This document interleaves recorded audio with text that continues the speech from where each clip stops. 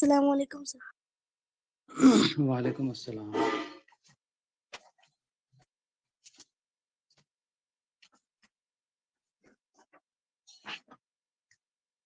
वालेकुम सर। वालेकुम अस्सलाम।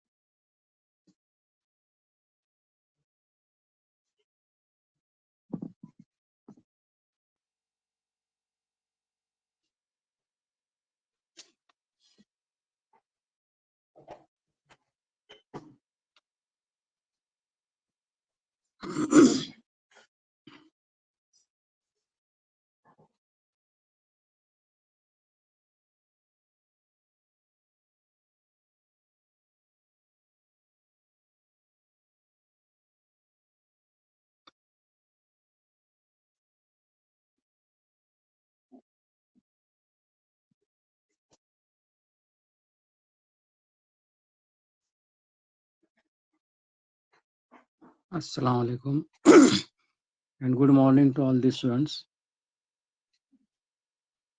आपको आवाज आ रही है मेरी? Yes sir. अच्छा अच्छा, ठीक है। आज का लेक्चर हम स्टार्ट करते हैं, तो जल्दी से सभी लोग जो है तो ज्वाइन हो जाइए, क्योंकि रिक्वेस्ट बहुत सारी आई थी, लेकिन बहुत थोड़े से स्टूडेंट जो है तो ज्वाइन हो रहे हैं, इसलिए जल्दी जल्दी ज्वाइन हो जाइए। अभी 12 स्टूडेंट्स आए हैं सिर्फ। हमने चैप्टर नंबर 6 स्टार्ट किए हैं, मैकेनिकल प्रॉपर्टीज ऑफ सॉलिड्स, और इस पे हमारे 2 लेक्चर हो चुके हैं। और इन 2 लेक्चर में हमने क्या देखा है, सबसे पहले हमने देखे थे कि सॉलिड्स क्या है, उसके बाद में deformation, deforming forces, elasticity, plasticity, उसके बाद स्ट्रेस स्ट्रेन, उनके टाइप्स, और उसके बाद हमने कल देखे Hooke's law, modulus of elasticity, और 3 types of modulus of elasticity depending upon the change in dimensions. तो हुक्स लॉ क्या है, समीना बताइए। हुक्स लॉ, हुक्स लॉ का स्टेटमेंट। तबस्सुम बताइए, तबस्सुम या अमरीन या कोई भी स्टूडेंट बताइए, what is Hooke's law? With an elastic limit, stress is directly proportional to strain. हाँ, वेरी गुड। अभी इलास्टिक लिमिट क्या है? What is elastic limit? कोई और बोलिए दूसरे इलास्टिक लिमिट।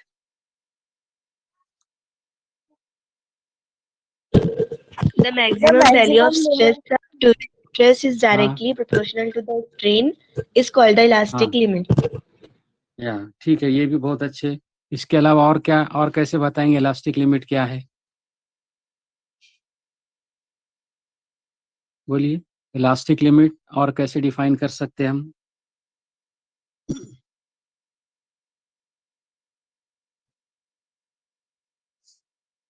एक डेफिनेशन आपने बताया कि it is the limit within which stress is directly proportional to strain, ये भी सही है। और इसके अलावा इलास्टिक लिमिट किससे कहेंगे हम? अच्छा, इलास्टिसिटी क्या है बताइए, elasticity define elasticity. The ratio of stress and strain is equals to elasticity. No, no, no. This is not elasticity. This is modulus of elasticity. Ratio is equal to some constant, and that constant is called as modulus of elasticity, not elasticity. Elasticity is the property. बोलिए, elasticity क्या है बोलिए? Maximum state or force per unit area within a solid material that can arise before the next.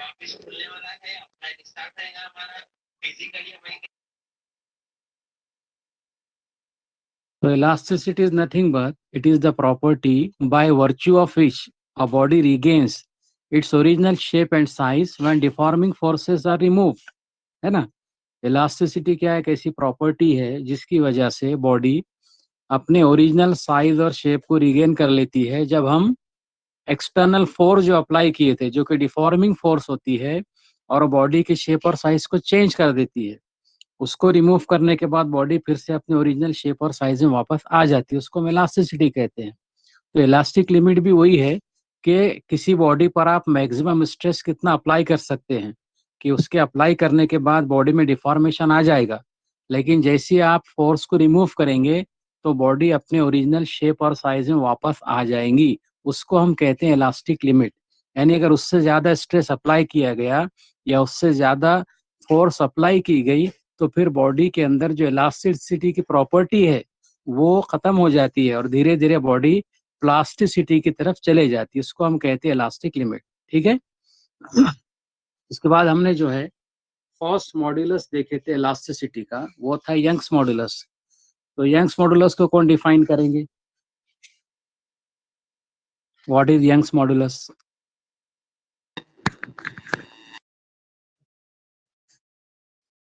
बोलिए, Young's modulus की definition, उसका formula. Young's modulus is the ratio of longitudinal stress to longitudinal strain. हाँ, very good. देखिए, revision बहुत ज़रूरी है। ये जो लेक्चर सीरीज चल रही है, तो जो आज का लेक्चर रहेगा वो कल के लेक्चर से रिलेटेड होता है, एक चेन होती है। इसलिए अगर हम रिवाइज नहीं करेंगे तो फिर आगे की चीज़ें हमको समझ में नहीं आएंगी। इसके लिए जो भी पढ़ाया जा रहा है उसको रिवाइज भी करते रहना है डेली, और उसके साथ में फिर इसको हम इस लेक्चर से कनेक्ट कर सकते हैं। अगर हमको पुराना याद नहीं है तो आगे की चीज़ें हमें समझ में नहीं आती है। अब यंग्स मॉडुलस का फॉर्मूला क्या बताए थे हमने? बोलिए, किसी को याद है? Force upon area, FA। Force upon area Young's modulus का फॉर्मूला है। F upon A is the formula of Young's modulus. So longitudinal stress F upon upon A- longitudinal strain. हाँ, एक तो ये फार्मूला है ना, उसके साथ फिर मैंने कल आपको एक फार्मूला भी दिया था, यानी इक्वेशन, मैथमेटिकल फॉर्म उसका हमने डिराइव किया था mg ना। y is हाँ। equals to mgl upon pi r square. हाँ, वेरी गुड। ये है एक्चुअल उसका फार्मूला। एक तो फार्मूला क्या है, वॉट्स में होता है, और एक मैथमेटिकल फॉर्म होता है जिसमें उसकी जो फिजिकल क्वांटिटीज है उनको सिंबल से रिप्रेजेंट करते हैं हम। जैसा यंग्स मॉडुलस को हम y से रिप्रेजेंट कर रहे, तो y is equals to F upon, ये तो स्ट्रेस है, और डिवाइडेड बाय स्ट्रेन है ना, small l upon capital L। और उसको एफ जो एक्चुअली वो जो फोर्स होती है तो लोड के फॉर्म में होती है। वायर को हम क्या करते हैं, लोड अटैच करते हैं, उसको हम mg से रिप्रेजेंट करते हैं, और वायर का जो एरिया है वो area of cross section pier square. इस तरह से y के लिए हमने एक फार्मूला जो डिराइव किए थे mgl अपॉन पायर स्क्वायर है। अब ये बताइए कि यंग्स मॉडुलस ये किसकी प्रॉपर्टी है? गैसेस में यंग्स मॉडुलस होता है? No, sir. क्यों? Solids Why? ओनली। हाँ, why solids only? सर ये चेंज सर वो हाँ चेंज इन बोलिए। लेंथ के लिए है। लेंथ है ना। हाँ वेरी गुड, वेरी नाइस, है ना, क्योंकि जैसा Young's modulus is related to change in length, and length is the property of solids only. Gases and liquids are not having particular length. इसके लिए यंग्स मॉडुलस जो है वो सिर्फ सॉलिड्स में ही हमको मिलता है। Solid. Very good.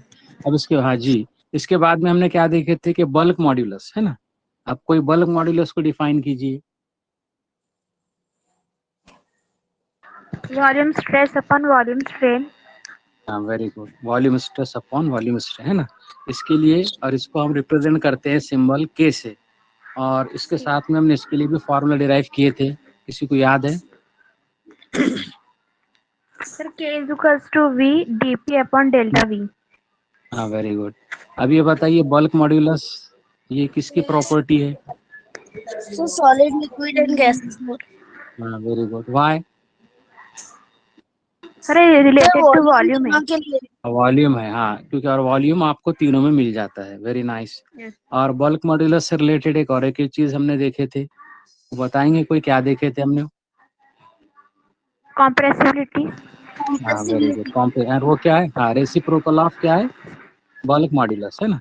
इसके बाद में Yes, लास्ट sir. पॉइंट जो देखे थे हमने, मॉड्यूलस ऑफ रिजिडिटी, है ना।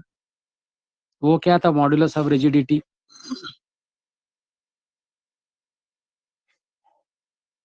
बोलिए। मॉड्यूलस ऑफ रिजिडिटी या शेयर मॉड्यूलस कहते हैं इसको हम। शेयरिंग point स्ट्रेन है कल अपन के शेयरिंग स्ट्रेन। हाँ, और ये किससे रिलेटेड है ये? शेप। हाँ, it is related with change in shape, है ना। और फिर ये क्या हो जाएगा, क्योंकि शेप से रिलेटेड है इसलिए किसकी प्रॉपर्टी हो जाएगी? Solids only. हाँ वेरी गुड, इसका मतलब, हाँ very good, very nice. Revision इसलिए जरूरी है क्योंकि पिछला भी आपको याद होना चाहिए, और उसके बाद फिर हम आगे का कंटेंट देखते हैं। अब इसके बाद आज हम देखेंगे, आज का जो पॉइंट है तो वो है Poisson's ratio, POISSON suffix S, Poisson's ratio, और इसको हम डिनोट करते हैं सिंबल सिग्मा से, ठीक है, पॉइजन्स रेशियो। अब देखिए हमने जो देखा है अभी तक, when force is applied maybe in the form of load, then length of the wire increases। तो इसमें हमने क्या किया, सिर्फ एक ही चीज पे कंसंट्रेट किए, जैसा कि ये वायर है, इस वायर को आपने क्या किया, लोड अटैच किए, तो इस वायर की लेंथ इंक्रीज हो गई है, तो इंक्रीज इन लेंथ इसी के ऊपर हमने कंसंट्रेट किए। लेकिन क्या होता है कि जब वायर की लेंथ इंक्रीज होती है, then this elongation or increase in length is associated with other things also।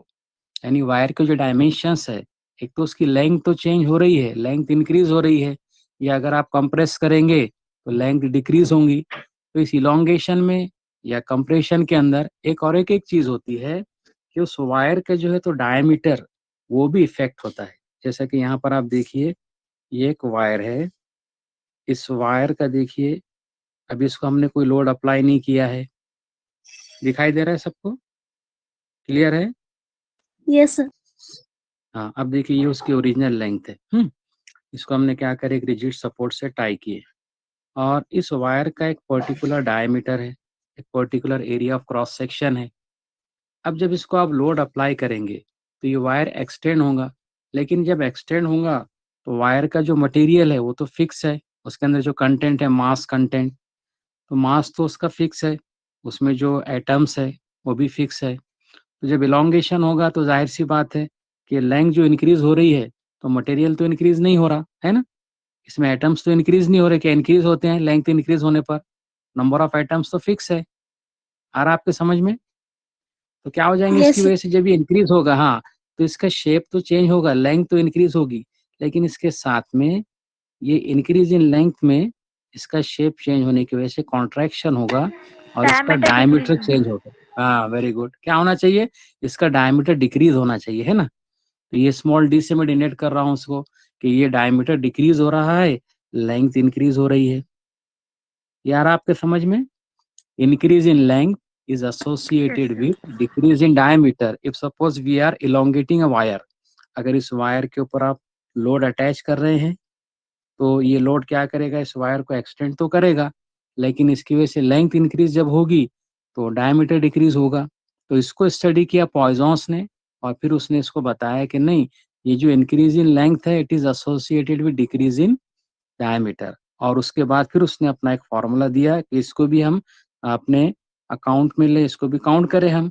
तो उसने पॉइजॉन्स रेशियो दिया, और पॉइजॉन्स रेशियो को हम कैसे डिफाइन करते हैं? Poisson's ratio is defined as, or it is nothing but it is the ratio of. अब यहाँ पर there are two types of strain which are taking place simultaneously or which are developed simultaneously. One strain is longitudinal strain which is associated with change in length, but second strain is there which is associated with change in diameter. अब यहाँ पर एक second strain भी produce हो रहा है और वो स्ट्रेन जो है तो चेंज इन डायमीटर से रिलेटेड है, इसलिए उस स्ट्रेन को हम डिफाइन करेंगे। वो स्ट्रेन जो चेंज इन डायमीटर से रिलेटेड है उसको हम कहेंगे lateral strain. There is contraction, lateral strain, diameter क्या हो रहा है, यहाँ पर चेंज हो रहा है, उस चेंज इन डायमीटर को हम लैटरल स्ट्रेन से डिनोट करेंगे, या उसको कहेंगे लैटरल स्ट्रेन। और इसके साथ में चेंज इन लेंथ, और ये जो स्ट्रेन है इसको हम क्या कहते हैं, चेंज इन लेंथ के स्ट्रेन को?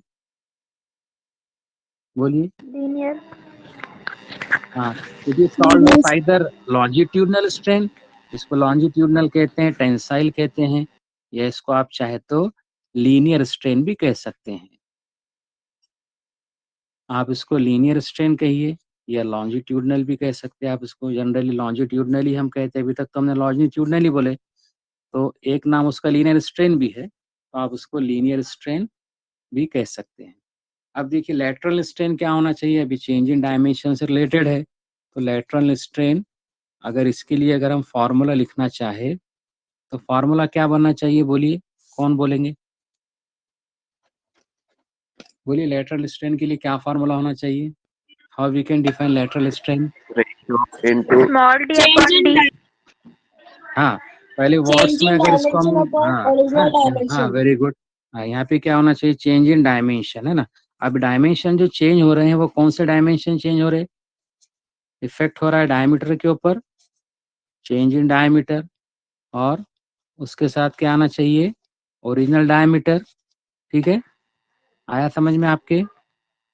आर यू गेटिंग इट और नॉट? लैटरल स्ट्रेन को डिफाइन अगर करना चाहे तो क्या होना चाहिए, change in diameter upon original diameter. अब चेंज इन डायमीटर क्या हो गया, देखिए जो डायमीटर चेंज हुआ है उसको हम स्मॉल डी से डिनोट कर रहे हैं, और उसके बाद ओरिजिनल डायमीटर यहाँ पर था कैपिटल डी। ठीक है, ये लैटरल स्ट्रेन है।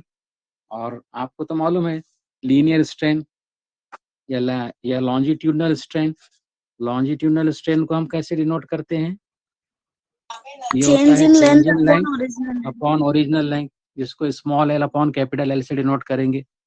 अब यहाँ से फिर अगर हमको पॉइजॉन्स रेशियो, है ना, इसको अगर फार्मूला हमको चाहिए, it is denoted by sigma, sigma is equals to, अब change in diameter upon original diameter small D upon capital D divide by small L upon capital L. तो सिग्मा इज इक्वल्स टू क्या आ जाएगा फिर, ये inverse हो जाएगा नीचे का जो रेशियो है, और उसके बाद में ये बनेगा D L small D upon with capital L divided by capital D with small l. So this is nothing but Poisson's ratio. Sigma is equals to dl upon dl. अब ये बताइए Poisson's ratio इसकी unit क्या होनी चाहिए और इसके dimensions क्या होने चाहिए, बोलिए, सोचिए इसके ऊपर। Sir, it has no unit. Why it has no unit? बोलिए क्यों नहीं होना चाहिए यूनिट? क्या वजह, यूनिट नहीं होने की वजह क्या है? Two similar quantities do not have a unit. Very good. No, two similar quantities do not have unit. Can we say like this? Two similar quantities do not have unit. Can we say like this? Is it a correct statement, or there should be some correction in that? बोलिए, आपने सही बोले, थोड़ा correction है उसमें। बोलिए क्या होना चाहिए आपका स्टेटमेंट, उसमें क्या करेक्शन होना चाहिए? I Poisson's ratio is not having any unit. बोलिए, ट्राई कीजिए। आवाज आ रही है मेरी आपको? Hello, my voice is audible to you or not? Are you hearing me? Yes, sir. बोलिए, सुनाई दे रही है? हाँ बोलिए ना फिर। पॉइजन्स रेशियो उसकी यूनिट क्यों नहीं होनी चाहिए? Why it is unitless? Multiplication Poisson's होने ratio has dimensionless. मतलब Poisson's ratio has no unit. It is dimensionless. Why it is dimensionless? Why it is not having any unit? क्यों नहीं unit? Sir, because is the ratio of similar quantities. हाँ, very good, ये statement correct है। Since Poisson's ratio is the ratio of two similar quantities, that's why it is not having any unit. As it is not having any unit, then it will not be having any dimensions.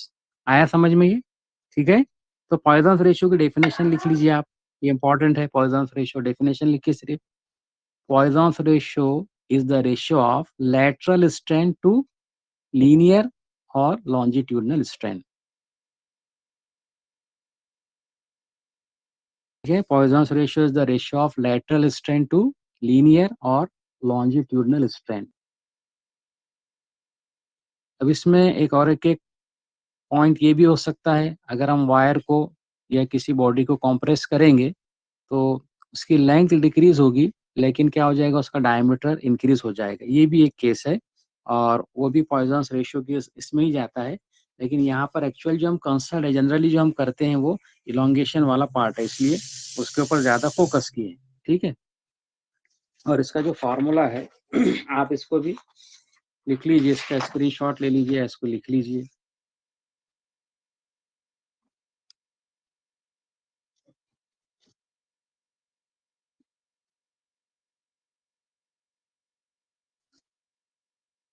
देखिए जो formula दिखाई दे रहा है सबको, ये page, Yes, sir. इसमें L original length, increase और decrease in length है, फिर उसके साथ में ये लास्ट वाला, ये फार्मूला पूरा लिख लीजिए। फार्मूला, ये जो मैथमेटिकल फॉर्म है ये आपके पास में होना चाहिए, और इस पे न्यूमेरिकल सॉल्व करते हैं उस वक्त भी इसकी ज़रूरत पड़ती है। थ्योरी में भी आपसे पूछते हैं डिफाइन, और उसके साथ में अगर फार्मूला पूछा जाए।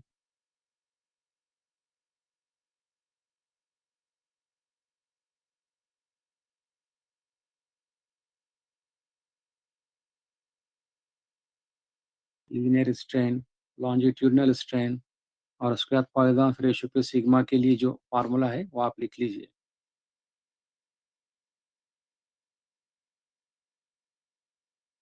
ठीक है, उसके बाद में हमको अब नेक्स्ट पॉइंट देखना है।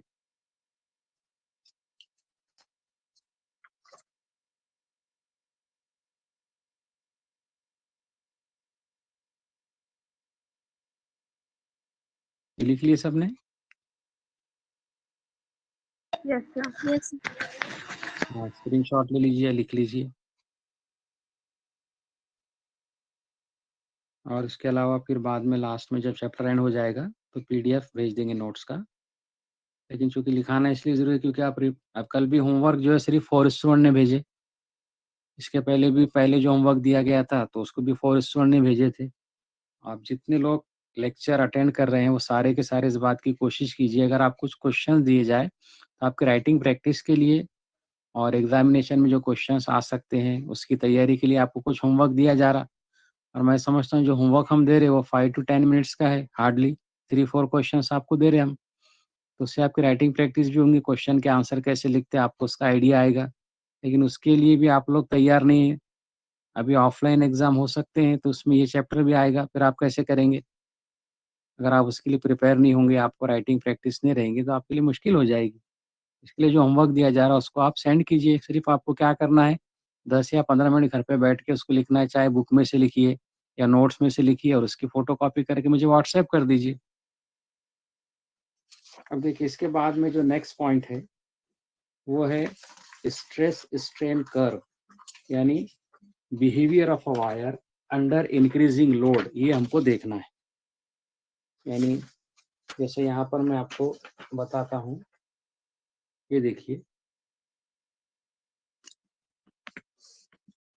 यहाँ पर मैंने क्या किया हूँ, एक वायर है और उसको मैं टाई कर रहा हूँ एक लोड से।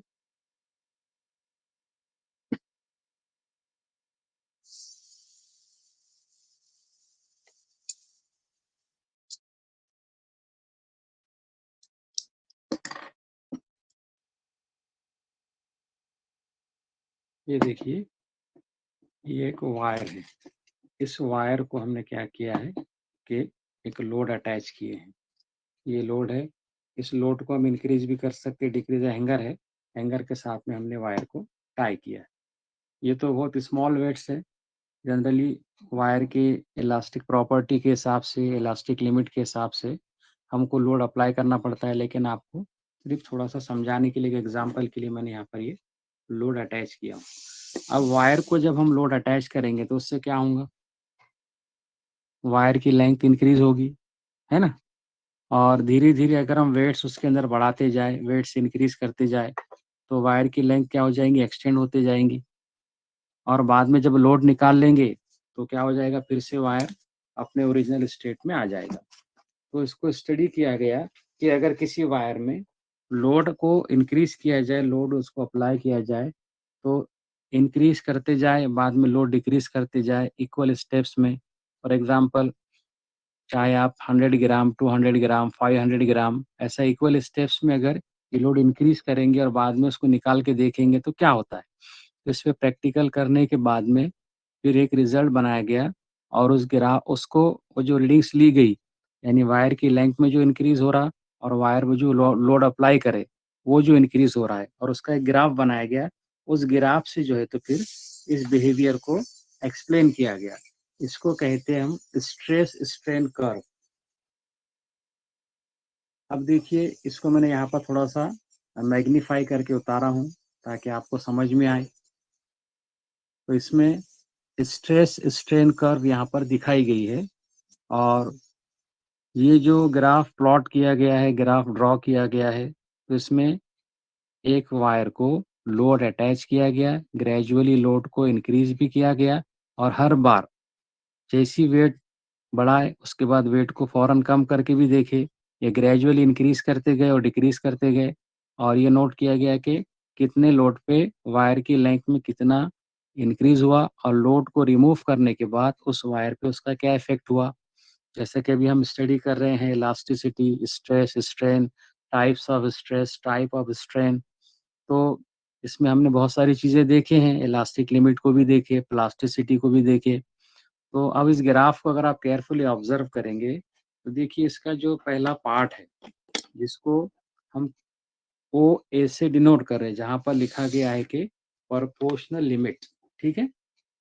तो ये जो प्रोपोर्शनल लिमिट का मतलब क्या है, ये एक स्ट्रेट लाइन है ओ से लेके ए तक। इनिशियल पार्ट को सिर्फ ऑब्जर्व कीजिए, वहां पर लिखा हुआ इलास्टिक बिहेवियर, उस लाइन के ऊपर है ना मार्किंग जो की गई है उसको इलास्टिक बिहेवियर कहा गया है। वाई एक्सिस पे स्ट्रेस है, एक्स एक्सिस पे स्ट्रेन है। तो ओ से लेके ए तक का जो पार्ट है वो एक स्ट्रेट लाइन है, और वो स्ट्रेट लाइन किस बात को इंडिकेट करती है, और ए पॉइंट पे लिखा गया है प्रोपोर्शनल लिमिट। इसका क्या मतलब है, जैसा कि हमने हुक्स लॉ को स्टडी करे, है ना, हुक्स लॉ इसलिए आपसे पूछे थे। हुक्स लॉ क्या है, within elastic limit stress is directly proportional to strain. इसका मतलब ये है कि ओ से लेके ए पॉइंट तक जब लोडिंग की जाती है, वायर को ग्रेजुअली जब धीरे धीरे लोड अप्लाई किया जाता है, तो वायर की लेंथ में जो इलांगेशन होता है वो इलांगेशन कैसा है, डायरेक्ट प्रोपोर्शनैलिटी में। यानी जैसे स्ट्रेस को इंक्रीज करे तो स्ट्रेस भी इंक्रीज हुआ, और जितना स्ट्रेस इंक्रीज हुआ उतना ही स्ट्रेन इंक्रीज हुआ। यानी डायरेक्ट प्रोपोर्शनैलिटी के अंदर है हुक्स लॉ, वहां पर ओबे होता है ओ से लेके ए तक। इसको कहते हैं प्रोपोर्शनल लिमिट, स्ट्रेट लाइन है, और वायर का यहाँ पे इलास्टिक बिहेवियर है। हर बार क्या किए, लोड इंक्रीज किए, वायर के लेंथ में जो एलोंगेशन हुआ उसको मेजर किए, और उसके बाद में लोड को इंक्रीज करते करते लास्ट में फिर एक रिजल्ट बनाया गया और ग्राफ प्लॉट किया गया और वायर के बिहेवियर को यहाँ पे एक्सप्लेन किया गया। तो फर्स्ट पार्ट जो है वो ओ से लेके ए तक वो हुक्स लॉ को बताता है कि यहाँ पर हुक्स लॉ ओबे हो रहा है, स्ट्रेस स्ट्रेन इक्वल प्रोपोर्शन में इंक्रीज हो रहे हैं। ये पार्ट समझ में आया ओ से ए तक का? Yes, sir.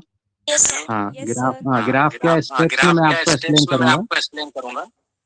हाँ, इसके बाद में देखेंगे आप कि थोड़ा सा जब आगे गए तो ए से बी तक वाला जो पार्ट है, यहाँ तो मैं थोड़ा सा उसको बड़ा ड्रॉ किया हूँ, मैंने मैग्नीफाई किया हूँ क्योंकि आपको दिखाई देना, आसानी से समझ में आना।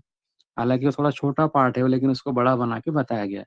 अब देखिए ए से बी में क्या होता है कि स्ट्रेट लाइन जो है वो यहाँ पर बाकी नहीं रही है ना, जैसा कि आप देख रहे हैं ए से बी में क्या हो गया कि थोड़ा सा कर्व आया है ना।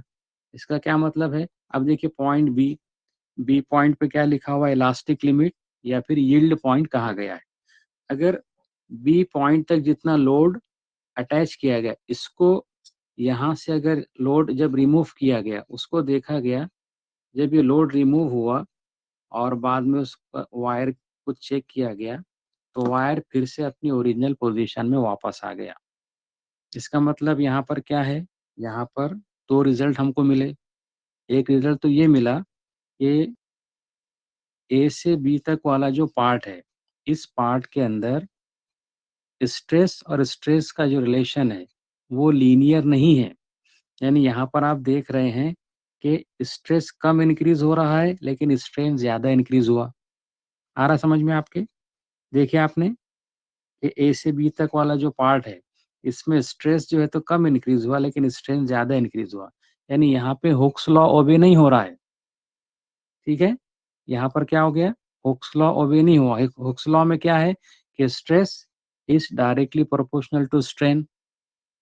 तो ए से बी वाले पार्ट में हुक्स लॉ तो अभी नहीं हो रहा लेकिन मटेरियल की इलास्टिक प्रॉपर्टी बाकी है अभी, क्योंकि बी पॉइंट के ऊपर जब लोड रिमूव किया गया और उसके बाद में वायर को ऑब्जर्व किया गया, उसकी लेंथ मेजर की गई तो पता चला कि वायर ने अपने ओरिजिनल लेंथ को फिर से रीगेन कर लिया। जो एक्सटेंशन हुआ था वो एक्सटेंशन खत्म हो गया और वायर फिर से अपने ओरिजिनल फॉर्म में वापस आ गया।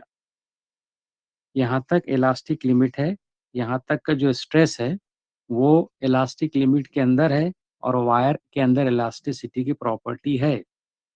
फिर अब बी से सी की तरफ जाते हैं, तो बी से सी यानी और लोड को जब इंक्रीज करें, जब लोड यहाँ पे इंक्रीज किया गया और उसके बाद में जब और लोड रिमूव करके देखे तो वहाँ पर ये देखा गया कि वायर जो है, ये वायर के अंदर जो इलास्टिसिटी की प्रॉपर्टी थी, अब वायर ने अपने ओरिजिनल शेप और साइज को कंप्लीटली रीगेन नहीं किया। यहाँ पर जब लोड रिमूव करे तो वायर के अंदर, जैसा कि इसको यहाँ पर आप देखेंगे, ये ओ से ई वाला पोर्शन है, इसको कहते हैं परमानेंट सेट।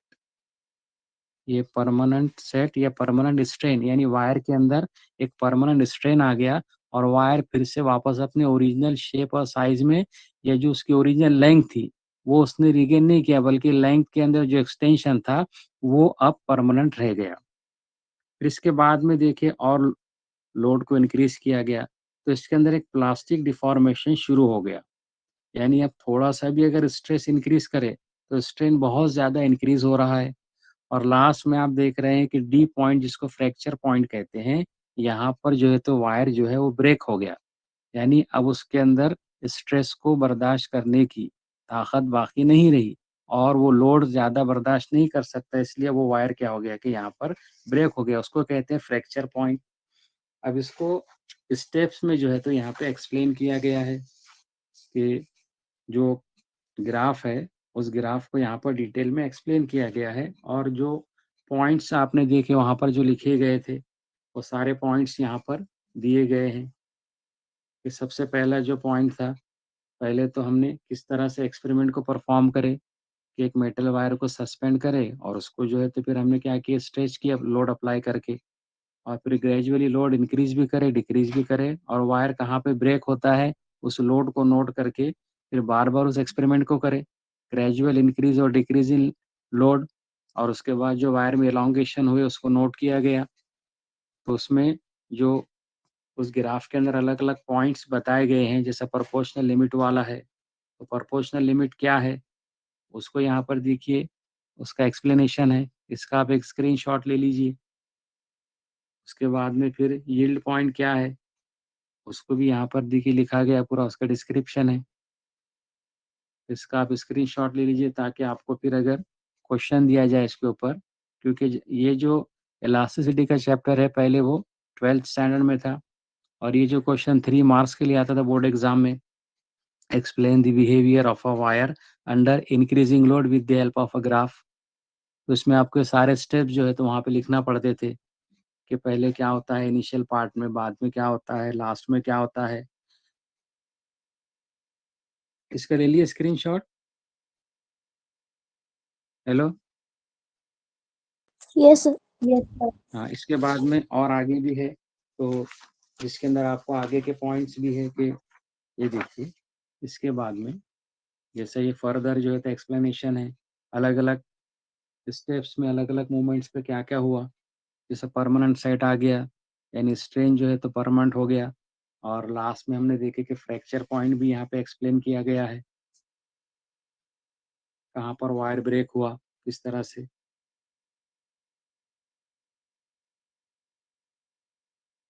यानी प्लास्टिक फ्लो शुरू हो जाता है, आप ये एक्सपेरिमेंट घर पे कर सकते हैं, लेकिन उसके लिए आप देखेंगे जनरली किसी बहुत ही ज़्यादा अगर थिन वायर इसको आप खींचते हैं तो बीच में का जो हिस्सा होता है वो बहुत ज़्यादा थिन हो जाता है, बहुत ज़्यादा बारीक हो जाता है। आमतौर से प्लास्टिक मटेरियल में आप देखते हैं जो उसको खींचते हैं आप, बाद में क्या होता है ब्रेक हो जाता है बारीक होके, तो ये वायर के अंदर इस तरह से होता है।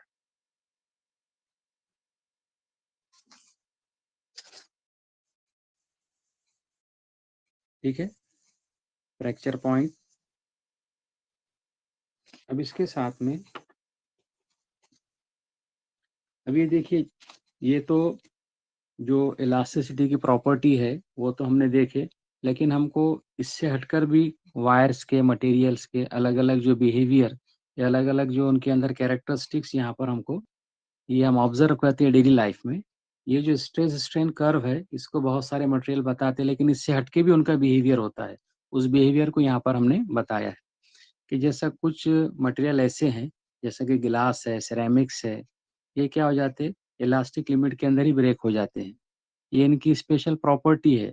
ऐसे सब्सटेंस को हम कहते हैं brittle substances, substances which breaks within elastic limit. यानी कुछ तो सब्सटेंसेस ऐसे हैं जो कि इलास्टिक लिमिट के आगे भी इलोंगेट होते हैं, एक्सटेंड होते हैं, लेकिन कुछ सब्सटेंस ऐसे होते हैं जो कि इलास्टिक लिमिट में ही ब्रेक हो जाते हैं अगर उन पे लोड अप्लाई किया जाए। तो ऐसे सब्सटेंस को हम कहते हैं ब्रिटल सब्सटेंसेस। तो आप ये ब्रिटल सब्सटेंसेस की डेफिनेशन लिख लीजिए, सिर्फ brittle substances, substances which breaks within elastic limit are called brittle substances। और उनके एग्जाम्पल भी लिख लीजिए, ग्लास है, सिरेमिक्स, ईटीसी।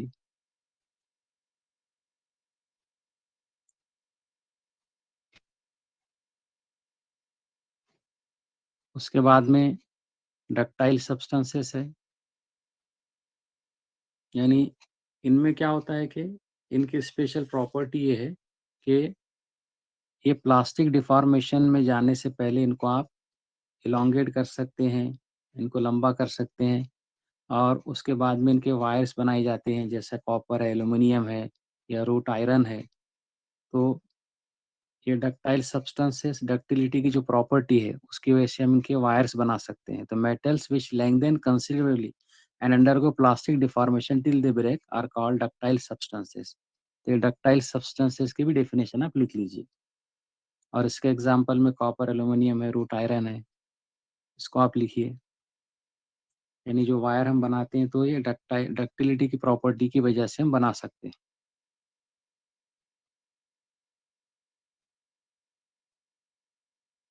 उसके बाद में मेलेबल सब्सटेंसेस, जैसे हमको थिन शीट्स बनाना पड़ते हैं तो ऐसे भी कुछ सब्सटेंसेस है जिनको हम क्या कर सकते हैं, हैमर्ड करके इनके हम थिन शीट्स बना सकते हैं। ऐसे सब्सटेंसेस को मेलेबल सब्सटेंसेस कहते हैं, जैसा गोल्ड है, सिल्वर है। तो मेलेबल सब्सटेंसेस की भी डेफिनेशन लिख लीजिए कि metals which can be hammered into thin sheets are called malleable substances, gold, silver.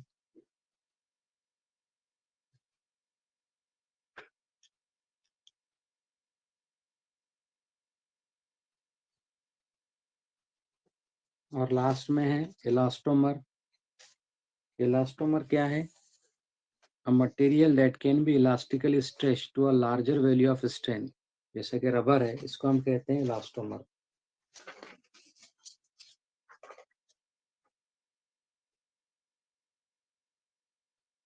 इसका एक स्क्रीनशॉट ले लीजिए। और इसके बाद में जो लास्ट पॉइंट है वो तो हम कल के लेक्चर में देखेंगे।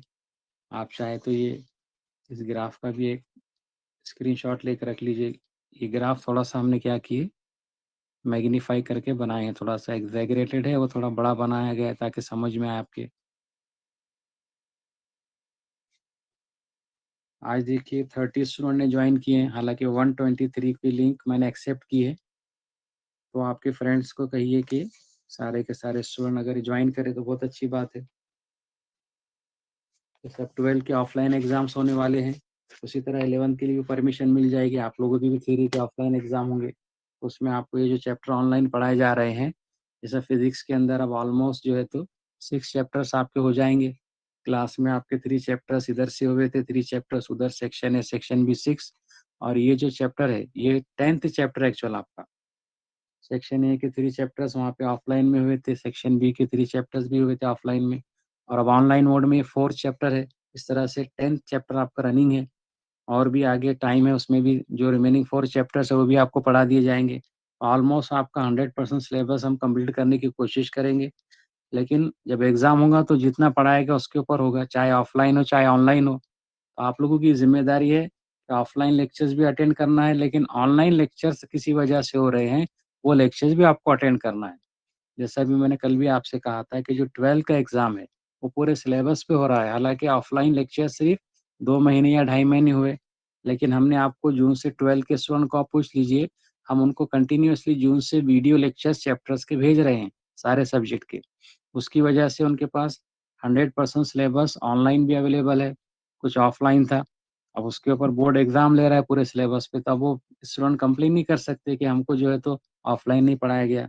क्योंकि पैंडेमिक सिचुएशन है, जैसी सिचुएशन रहेगी उसके हिसाब से अपने आप को प्रिपेयर करना पड़ेगा, आपके माइंडसेट को आपको चेंज करना पड़ेगा। सिचुएशन के हिसाब से अडॉप्टेशन आपको करना ज़रूरी है। जो भी फॉर्मेट, जो भी मोड है टीचिंग लर्निंग का, उस मोड को उसको आपको अपनाना है, अपने आप को चेंज करना है। उसके लिए सिचुएशन के हिसाब से हम अपने अंदर तब्दीली लाएँ, और हम ये टाइम को वेस्ट ना करें। ये ऑनलाइन लेक्चर सारे सब्जेक्ट के आप अटेंड कीजिए और प्रिपरेशन आपका स्टार्ट कर दीजिए। जब भी आपका ऑफलाइन एग्ज़ाम होगा, तो आपको पूरे सिलेबस के लिए जितना पढ़ाया गया है, उस सिलेबस के लिए आपको अपीयर होना पड़ेगा। इसके लिए आप क्या कीजिए कि आप आपके फ्रेंड्स को, जैसे गर्ल्स है वो गर्ल्स को मोटिवेट कीजिए, बॉयज़ जो है तो बॉयज़ को मोटिवेट कीजिए, उनको समझाइए और लेक्चर अटेंड करने के लिए बोलिए। तो इस तरह से आज का हम ये लेक्चर यहाँ पे भी एंड करते हैं, लेकिन जैसा कि हम हर लेक्चर के एंड में कुछ क्वेश्चंस दे रहे हैं, तो क्वेश्चंस लिख लीजिए और आपको इसको व्हाट्सएप करना है मेरे नंबर के ऊपर।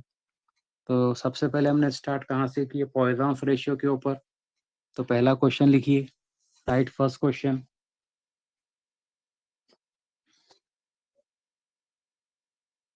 Write short note on Poisson's ratio. Write short notes on Poisson's ratio. अब देखिए शॉर्ट नोट का क्वेश्चन जनरली आता है तो वो 2 मार्क्स के लिए या 3 मार्क्स के लिए आता है। तो शॉर्ट नोट्स के अंदर हमको क्या करना होता है, उस पूरे पॉइंट को कवर करना होता है। आप सिर्फ डेफिनेशन लिख लेंगे तो शॉर्ट नोट नहीं होते। डिफाइन कर देंगे, 1 मार्क मिल जाएगा आपको, लेकिन उसके साथ में आपको थोड़ा-सा डिस्क्रिप्शन देना पड़ता है कि उसमें क्या-क्या चीज़ें हैं। जैसे पॉइज़न्स रेशियो में लॉन्जिट्यूडिनल स्ट्रेन है, लैटरल स्ट्रेन है, और अगर आप वो फिगर भी ड्रॉ कर दें, जैसे वायर में कैसे एक्सटेंशन हो रहा और डायमीटर कैसे डिक्रीज़ हो रहा है, या कम से कम दोनों भी जो स्ट्रेन है, वो स्ट्रेन के आपको फॉर्मूले लिखना पड़ेंगे, और उसके बाद पॉइज़न्स रेशियो का फॉर्मूला, और लास्ट में अगर आप ये मेंशन कर देते हैं तो बहुत अच्छी बात है कि Poisson's ratio is unitless and dimensionless. Short note में पूरा पॉइंट कवर हो, पूरे जितने भी उस सब यूनिट के अंदर जो रिक्वायरमेंट है वो सारी चीज़ें कवर होनी चाहिए। जनरली 3 मार्क्स के लिए शॉर्ट नोट्स आते हैं या 2 मार्क के लिए। जितने मार्क का क्वेश्चन आपको पूछा जाए उतने ही मार्क के हिसाब से उसका आंसर होना चाहिए। जैसा 4 मार्क का क्वेश्चन है तो 4 मार्क्स के लिए आपको उसका पूरा डिस्क्रिप्शन लिखना पड़ेगा। आप अगर एक पैराग्राफ लिख देंगे तो आपको 4 मार्क्स नहीं मिलेंगे, या 2-3 सेंटेंसेस लिख देंगे तो 4 मार्क्स नहीं मिलेंगे। और अगर चाहे आपसे कहा जा रहा है डिफाइन, तो डिफाइन में ठीक है, एक सेंटेंस में जनरल डेफिनेशन कंप्लीट हो जाती है, तो ठीक है, वहाँ पर अगर आप एक सेंटेंस में डेफिनेशन लिखते हैं वहाँ पे आपको 1 मार्क्स मिलेगा। लेकिन वहाँ पर आपको पैराग्राफ या 2 पैराग्राफ लिखने की ज़रूरत नहीं है। तो आपको क्या करना है, देखिए बोर्ड पैटर्न जो होता है, बोर्ड पैटर्न में एमसीक्यूज भी होते हैं, वेरी शॉर्ट आंसर भी होते हैं, शॉर्ट आंसर होते हैं, लॉन्ग आंसर होते हैं। तो आपको जैसा क्वेश्चन है और उसका जो वेटेज है, उसके लिए जो मार्क्स अलॉट किए गए हैं, उसके हिसाब से उसका आंसर लिखना चाहिए। आप जो व्हाट्सएप पे भेज रहे हैं, भले 3-4 स्टूडेंट भेज रहे, लेकिन उसमें कुछ लोग बहुत अच्छा लिख रहे और कोई-कोई जो है तो इनकम्प्लीट लिख रहे। तो इनकम्प्लीट मत लिखिए, कंप्लीट लिखिए। तो पहला हमने देखे थे पॉइसन्स रेशियो, तो उस पर हमने क्वेश्चन लिखे कि भाई write short note on Poisson's ratio. उसके बाद हमने क्या देखे, ये जो स्ट्रेस स्ट्रेन कर्व वाला है, इसमें या तो आपको लॉन्ग आंसर भी या लॉन्ग क्वेश्चन भी आ सकता है कि explain the behaviour of a wire under increasing load with the help of neat diagram. May be they can ask you with the help of a graph. तो इसका question लिख लीजिए, explain the behaviour of a wire under increasing load, explain the behavior of a wire under increasing load with the help of graph. Explain the behavior of a wire under increasing load with the help of a graph. और last question, और वो help of के बाद क्या? increasing load, load increase होता है ना, increasing load. Explain the behavior of wire under increasing load with the help of a graph. ठीक है, और लास्ट में लिखिए define brittle and ductile substances. Define brittle and ductile substances. ठीक है, तो thank you very much for this lecture. अब अगला लेक्चर हमारा मंडे को रहेगा और ये आप मेरे को होमवर्क व्हाट्सएप कर दीजिए। Thanks a lot. सर आप नोट सेंड करोगे? लास्ट में करूँगा, लास्ट लेक्चर में। क्यों कि अभी हमारा लेक्चर कंप्लीट नहीं हुआ, तो लेक्चर ये भी अभी एक लेक्चर और होगा थ्योरी का, उसके बाद में फिर न्यूमेरिकल्स भी होंगे, और वो सारे न्यूमेरिकल्स और सारे नोट्स लास्ट लेक्चर के बाद आपको आपके ग्रुप में सेंड कर देंगे। आपके जो व्हाट्सएप ग्रुप बनाए गए ना 11 के, वो सारे ग्रुप्स पे वो नोट्स पीडीएफ फॉर्म में सेंड कर देंगे। ठीक है।